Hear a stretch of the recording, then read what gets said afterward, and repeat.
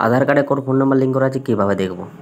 প্রথমে উদয়, তারপর language selection করে তারপর এখানে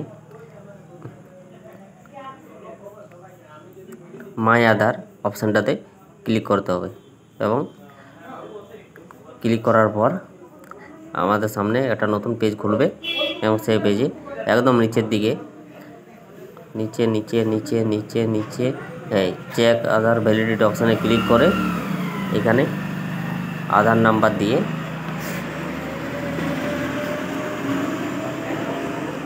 ক্যাপচা দিয়ে